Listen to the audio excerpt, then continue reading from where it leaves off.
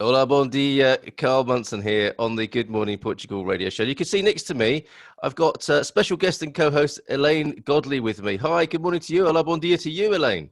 Good morning, bom dia. And let's start with the weather, shall we? Well, actually, no, let's start with you first. Let's have a brief introduction. We'll get British and start talking about the weather in due course. We can't not do that. But you are a Portuguese resident now, and you are something of a facilitator, I guess, with health and well-being with other people. Because did you see how I steered away from expert there? Very good, very good. An expert is only somebody who thinks they know a bit more than somebody else, really. Absolutely, absolutely. But you have a group and a focus for helping people with health and well-being. That's right. Yes, yeah. I class myself as a health mentor as opposed to a health coach because been there, done it, got the T-shirt. I've had cancer 4 times. I cured a kidney disease I was born with that wasn't discovered till I was 21. So and Wow. lots of other stuff's happened in between. So and I've got a twisted spine. A curvature in my spine, a bit of spina bifida, and I've currently got 4 fractured vertebrae. But here I am sitting before you as happy as Larry. It could be a lot worse, and it is attitude, and it's your approach. Shit happens in life, get on, deal with it, and make the best of it. Well said. Well, so I feel a bit guilty about inviting you on, thinking, crikey, what extra burden am I putting on you? But you obviously got it's all about positive mental attitude by the sound of it, your approach. Absolutely, sharing what I know. I feel like I have a duty. I've kind of finally come home now after having a career I've not had a career. I've just kind of enjoyed myself my whole life, and I've reinvented myself so many times I can't tell you. I've got dizzy with it all, but I don't think I've ever done a day's work in my life because I've always enjoyed what I do, and I've learned so much along the way. For example, things I learned 30 odd years ago, I'm now using in projects that I'm running in Portugal. I mean, whoever would have thought? So nothing is ever wasted. Whatever you learn, whether it's a positive or a negative thing at the time, there will always be some silver lining further down the line.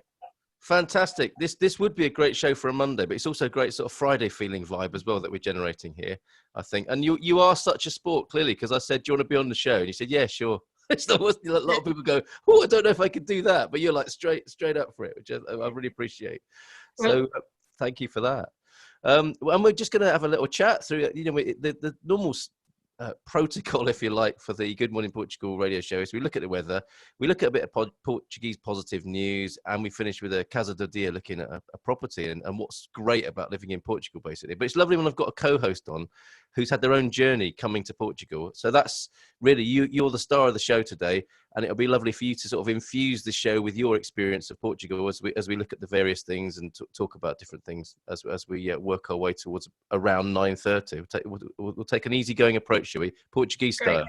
Yeah, Portuguese style. Yeah. All right. So I'll get the weather up and let's start with that. I'll share that screen with you. And this can be found on goodmorningportugal.com on the weather tab. No surprises there. And should we have a look at Faro first? Because that's your part of Portugal, isn't it, Faro? Yeah, well, I'm a bit further over. I'm near Tavira. Where I live is in Santa Catarina, near Tavira. So it's East Algarve. Okay. And so is that still the Faro district? Yes, it is. Yes. Okay, brilliant. Yeah. And look at your weather there. This is what people go to Faro for, isn't it? Currently 14 degrees in the morning and looking at a beautiful weekend and actually a whole week ahead of around 19, 20 and 21 degrees. Is that part of the reason you moved there, Elaine? No, it isn't. Nothing to do. Well, yes and no. I moved to Portugal because a friend of mine asked me to help her on a couple of projects, which I'll tell you about in a moment. But actually, that makes me pig sick looking at that. I spoke to her yesterday. And she said, "Oh, it's lovely weather, blah blah." I'm actually currently in the UK, and I live on a farm here. When I come back in North Wiltshire, and the weather has been horrendous, absolutely horrendous. I'm sure you've heard about it on the news, the floods, and and some people have lost their homes. It's been dreadful. It looks terrible, yeah. Yeah, the wind and the rain. It's not been that cold really, but it's just you can't stand up in it. Sometimes it's so bad. So where are we? 19 degrees, 20 degrees. Yeah. So Great. sorry to do that to you. Yeah, you're in the UK looking at the weather, what the weather would be like if you're in your Portuguese home. So let's gloss over this and finish as quickly as possible with the weather in that case. In the capital, 10 degrees currently. They're looking at a high of 21 today. In my neck of the woods, Aveiro, 10 degrees, 20 high, and look at the weekend we've got ahead of us in Portugal. A little bit of cloud in Beja. That's not far from where you live, is it? Down there in the south of Portugal. But even in Braga and Bragança, lovely weekend ahead in Portugal. Coimbra is actually probably the closest for me. 22 degrees to look forward to today. And a That's beautiful great. weekend. I'm supposed to be doing a bit of renovating on the house this weekend, but look, with weather like that, I'm going to have to sort of make my focus outside the house, I think. And then, like with all English people, eventually come in because you start complaining about how hot and too hot it is. Well, you need to go in for your cup of tea, don't you? Absolutely right. So there you go. There's the weather over in the autonomous regions there. The Azores are 10 at the moment, going up to 16. That's funny because it looks like they're getting the worst of the weather this weekend, or the least of it, because it's still not so bad, is it, in Madeira and the Azores there. Okay, yeah. So Elaine Godley's with me this morning on the Good Morning Portugal radio show, podcast, and YouTube channel. And you said, you were going to tell us about the projects you're involved with, or kind of the reason for you moving to Portugal, right? Yeah, so I have a friend, Maggie, and we've been friends for 20-something years, and we've run some projects together when she was in the UK many years ago. We've both done a lot of charity work, and we're all about helping people, inspiring people to feel more positive about themselves and life, and like you said, positive mental attitude and all the rest of it. And we're all about training and sharing knowledge. So we did some projects way back. Anyway, 15 years ago, she moved to Gibraltar with her partner, who suffers from rheumatoid arthritis. And they moved because of the weather, but also they wanted somewhere that was English speaking. They stayed there 15 years. John's condition got worse, and they decided that Gibraltar was too busy, too crowded, and they'd like somewhere a bit warmer. So they did a lot of touring around, found where they are now in Portugal. So they bought some land and they built some log cabins on there. And when I'm in Portugal, I'll be back in a couple of weeks. I'm living in the caravan that they toured around in when they were looking for property. They're now in some rather nice cabins that they've built. So you're in the staff quarters? I'm in the staff quarters, yes. I know my place, yes. So still sounds awesome, though. I visited about 18 months ago, just for a kind of a social visit, really. She just bought some land, and she said, come and have a look at this land. I want you to help me run a project. So I went over there, and at that time I was a bit scared of snakes. And we walked around this land, and I was scared that things were going to jump out on me. And the project that she was thinking of at that time didn't really interest me that much, but I did like the feel of Portugal. I like the climate, etc. Anyway, fast forward to September 2019, September just gone, and she's talking about buying some more land, and she's looking around. Anyway, my son went to university, so she said, right, got you. What are you hanging about in the UK for? Come over. Now please come over and run the project. And I've got another one that I want you to run. And we are building an eco holiday village in an area of East Algarve overlooking Spain. And it's just, I feel like I've come alive again. It's just brilliant. So everything's going to be off grid. It's going to be absolutely stunning. So what's the deal then? Are you the project manager? Because you get yourself over here, and your special skill set with this is what, doing all the hard work? No, not rolling my sleeves up. I'm part. She's the brains, and I'm her right hand. I'm good. I've been the chief operating officer. I ran one of Ernst & Young's consulting divisions in London. I had over 220 staff years ago. I've been a business consultant. I've done lots of business turnaround, strategic, transformational, operational stuff, working with teams. So I see the big picture and what can be achieved, and help people to move into positions. I've done a lot of work in psychology over the years, and the psychology behind why people do what they do, how they behave in certain ways to get the best out of themselves, and about the teams, helping people work together. So a whole combination of I have a master's degree in legal practice, and I was also chief executive of a law firm. So I've got lots of knowledge about lots of things, which helps me. Haven't you? Yes, I have. Yeah. So I've done all sorts. I've been a policewoman. I've managed a band. I've run health clinics. I've done all kinds of things over the years, having fun and sharing my passion of helping people along the way. It's great. Incredible. So like a wonderfully full, exciting life by the sound of it, but notwithstanding and not without its challenges as well from a health point of view. Exactly. Yes. I was given a year to live 5 years ago. So when people say they've got I had stage 4 cancer. So when they say, oh God, it's raining today, we'll put a coat on. Oh, it's too hot today, we'll sit in the shade. You can't. There's no pleasing some people, is there? No, there isn't, and clearly we could talk for an hour or two. But let's see if I can kind of focus and condense you a bit, or maybe come back another time, because that would be awesome. Because you're also doing a radio show, and that's all about health, is it? That's right. Yes, I'm on air every Tuesday, 4 o'clock on Elastic FM, which is a UK community radio show. I was running live shows until I moved over to Portugal, so I'm now recording using Zoom as we are on now. Yeah. It was a 2-hour show with a live person in the studio, or live persons, and then I would have a pre-record interview. But now I've cut it down from March. I'm just doing an hour, and it's a full-on interview with a person who's got some health expertise. Yesterday, for example, I interviewed a lady all about Ayurvedic health and her backstory. I've interviewed people who've either had interesting stories to share.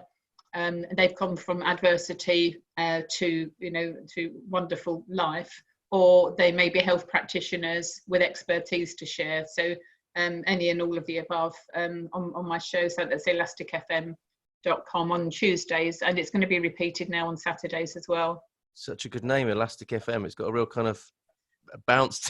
Yeah, it was named by the children in the local community up in Derbyshire.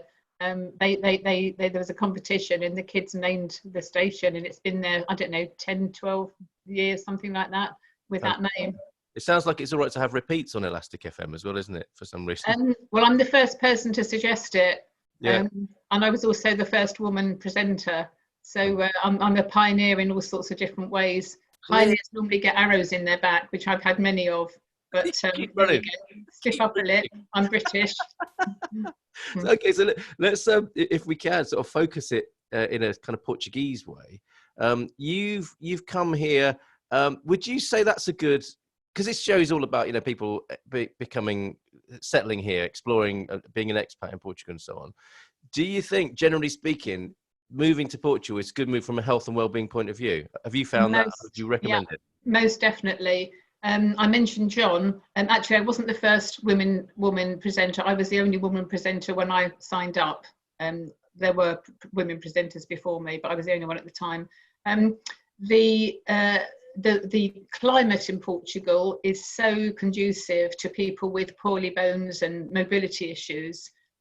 Also people who suffer from the SAD syndrome when it's gloomy weather, which it often is in Britain. Yeah. So John, Maggie's partner, he, as mentioned, has rheumatoid arthritis. Maggie reckons he would be dead had they stayed in the UK with the cold, damp climate. So he's still going. He's not going strong. Is poorly with other conditions, but she credits the climate in Portugal with keeping him going, basically. And the sunshine. I mean, how can you not feel good when the sun's shining? So true, isn't it? But presumably you mean further south, where it's kind of brighter and your bones can get warmer in terms of health benefits. Yeah, well, that's all I know. I've come straight into the Algarve. So I did visit Figueira de Foz many years ago. Nearly 40 years ago. And I remember just laying on the beach, and the red arrows came over. That's my only recollection. Did you arrange that as a sort of British touch to your? Well, they obviously, they obviously knew I was there. So things like that happened to me. Superb. One of the other things, of course, about being in Portugal is the food, and that I don't know how much of that you kind of focus on with your health group, but that's a kind of mixed blessing, isn't it? Portuguese food, I think. Well, I only moved the end of November. So I was there end of November to the end of January. So I've only had 8 weeks really. So I'm not exactly an expert in anything yet. Ask me in another few months and I might have a learned opinion. But so far, the food that I've experienced hasn't been what I expect. But then a lot of the places are closed because it's, it's off season. So I expect things to improve. So far, I'm not actually that impressed. Oh, okay. Yeah. See, mine wasn't a criticism necessarily because I love Portuguese food. I really love the diet here, but it's so sweet. And the great thing for me, I think, is that, as I'm sure you'd agree, it's all about self-control and personal choice, isn't it? And I think the best of everything in many ways is here. So we've got incredible desserts and the classic pastel de nata and so on, and really sugary sweet things, and loads of coffee. People drink, 2 or 3 coffees a day, and that's a kind of it's something to be monitored. But fresh food, like fresh fish and vegetables. People still eat vegetables here. You see a traditional plate will have veg on it, as well as rice and chips and some meat and some salad. It's quite amazing. I really like it from that point of view. But I guess we need to get you back on in a year's time when you've had a chance to really settle in. Yes, yeah. Well, as you mentioned, diet is very, very important for health. And I'm not talking about being on a diet. Nobody needs to go on a diet. All we need to do is eat sensibly in a balanced way. And everything I eat and drink and put on my body is organic and as natural as possible. So I was delighted to find an organic farm about 15 minutes drive from where I'm living. Yeah. And also Aldi's and Lidl's in Europe do the most amazing selection. So I was concerned about what I would be buying, to eat myself, cooking at home. And it's actually better than in the UK, much better.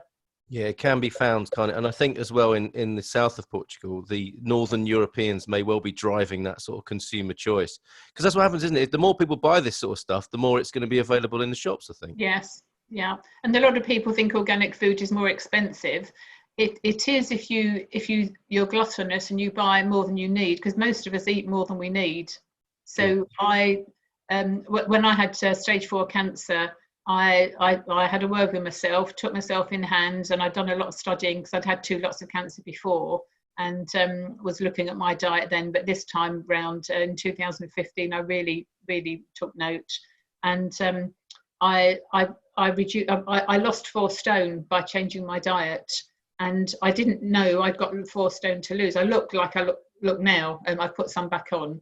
I've only put a stone back on, mind you, but which I'm about to take off. So if you change your dinner plate size to a tea plate size, that in itself will help you to lose weight. So psychologically, you're still having a full plate. The plate is smaller, and then you gradually start to train yourself to eat less. And very often, when we think we're hungry, we're not hungry. We're either thirsty or we're bored. Yes. So when you think you're hungry, have a word with yourself. Are you really hungry, or are you bored, or are you thirsty? And then obviously take appropriate action. Amazing. So you were clearly in a pretty grave situation, like literally grave situation. What's the big thing you've learned from that last, I was going to say a tussle with, it sounds more like that. It's like, massive life-threatening challenge that you had. Well, it's just reinforced what I knew already. We need to live life in balance. We need to eat sensibly and drink sensibly. I drink sensibly. I drink red wine in one hand and then water in another. So that's my balance. So I'm not a saint by any means. When I had cancer, I stopped drinking, but I do enjoy a nice glass of red wine. Plentiful in Portugal and organic as well, which is great when I can get it. Not having dairy is a big factor, or wheat or sugar. Those are the 3 key things in terms of diet, because I have a friend who has been depressed all her life, and a few weeks ago she stopped eating wheat, and she is as happy as Larry now. It's just incredible. So wheat has got something in it which is addictive, and it can also be poisonous for some people. So if there is anybody out there listening who who suffers with depression, look at your diet. Think about removing wheat from the diet. And a lot of people will also remove gluten. Gluten itself can be a problem, but if you do buy gluten-free stuff, then make sure you look at the label, because very often they load it with sugar, and that's not good either. So everything as raw and natural as possible is good. And it's just interesting you should say that you're no saint, because that's often what people associate with a kind of healthy life, isn't it? Is that it's like, you know, horsehair shirt, very worthy and very unenjoyable. And you don't strike me at all as somebody who doesn't enjoy life. You've got a bit of balance going on there as well, right? Well, my family think I'm completely bonkers. Yes, you know, I still try and climb trees and all sorts of daft things that I probably shouldn't be doing, but there we go. All right. And do you kind of prescribe that as well? Is that important? Absolutely, yeah. Fun, laughter is the best medicine. You know, sunshine and laughter is the best medicine you can have. You know, sometimes I laugh till I hurt because, you know, I find things funny. I sometimes laugh at myself because I see the funny side of things that I've done. Life's for enjoying. You know, life's too short. Let's enjoy it. Let's not be miserable. And all this thing about the coronavirus and this virus and that virus, more people die of the flu every day. Nobody bats an eyelid, you know. So a lot of the media hype really annoys me. Yes. Well, there's another thing to give up, possibly, watching the news. I stopped it over 20 years ago. I stopped buying newspapers, and I don't have a television. Right. I don't have a television. I don't watch the news. I listen to Radio 4, the Today programme on Radio 4, but maybe now I'll switch to Good Morning Portugal, who knows. Thank you so much. Yeah, well, just come and do it. Come and be on the show every now and then, you know, and because I love your straight talking about these subjects and health and happiness as well, Elaine. So yeah, you're welcome back anytime. We can be in the news, can't we? Instead of listening to it, we can be it. Exactly. Trendsetters. So before we look at the property of the day, the Casa de Dia, can you tell us a bit more about the eco project that's shaping up under your guidance? Sure. Yes, I can't give any trade secrets away, but suffice to say, we're going to be completely off grid. It's going to be an investment opportunity and a destination location. So people will buy the properties. There will be 1, 2 and 3 bedroom log wooden built structures. On the hillside with beautiful views overlooking the river that goes between Spain and Portugal. Yeah. It's going to be an educational type of place. I've coined it intelligent relaxation. Very good. So you will go there to relax, but to learn something. It's definitely not a beach holiday. Okay. So we'll have everything will be off grid, you know, with solar and all the usual, you know, paraphernalia there.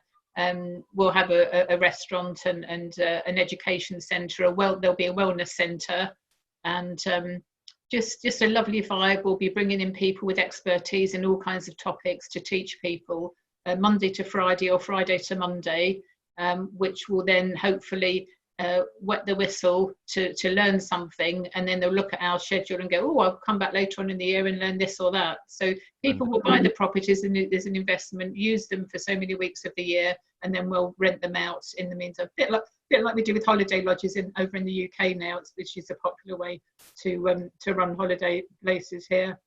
Sounds fantastic. And if I may invite myself to do an outside broadcast and talk to you more from the ribbon cutting day or whatever, topping out or whatever you call it, like that. Anytime. We've got 2 projects. So that's the Eco Village project. The other project that I wasn't that interested in, but I now am.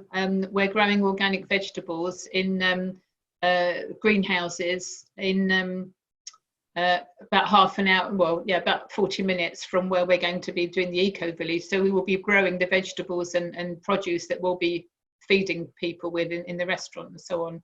And we're working with Nottingham University, who are supporting us with all the calculations and all the different things that we need to know about usage for the various different outages and wattages and different power things. I don't know.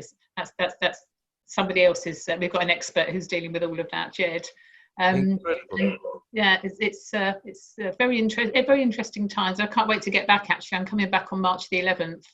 And yeah, so all shoulders to the, what's the expression, to the pump, or Nose to the grindstone. yes, but getting right back in there and cracking on with this project by the sound of it. Yeah, Incredible. Okay, well, thank you so much for joining me. Can you just remind us of your various projects and how people could get in touch with you or listen to you? Yeah, my health website is perfect-health.co.uk, www.perfect-health.co.uk. On Facebook, I've got a group with 3,000 members, which provides free health guidance. And we've got a number of experts in the group as well, doctors and professors and all sorts of people, as well as lay people. That's Perfect Health Wellness Club on Facebook. So please come and join us. And on the perfect-health.co.uk website, I offer free membership to anybody with a cancer diagnosis, either current or previous cancer diagnosis. I've got a wellness hub on there, so do make contact, and we'll whack you in. And there's lots of information there that you can find to help you. Oh, what a wonderful service. Well, I look forward to you joining me again sometime, Elaine, if you're up for it. Absolutely, no problem. Would you like a last word, as somebody who has much to say and much experience in wellness and well-being, a kind of thought for the weekend about how people might approach their health, their lives, or so on, a little sort of bon mot of that kind to finish the show? Well, as I mentioned earlier on, if you think you're hungry, really challenge yourself. Are you really hungry, or are you bored? If you're bored, well, just change the vibe, do something interesting, or maybe you're thirsty. So first of all, are you bored? Because that is a big factor. People just stuff their faces without even realizing that they're doing it. So are you bored or are you thirsty? But make sure you're drinking plenty. You need to be drinking around 2 litres a day of water, and I'm not talking tap water. Quality water, not out of plastic bottles, please. I see warm water being handed out to people in plastic bottles, and they can cause cancer. They're proven to cause cancer because the plastic leaches into the water and then you're drinking it. So glass bottles only of water, or filter. If you're at home, have a filter. Amazing. All right, Elaine, thank you so much. Elaine Godley, everybody. And let me just say goodbye to everybody, and bon fin de semana, which is have a nice weekend in Portuguese. Elaine, thank you so much. Thank you. Take care.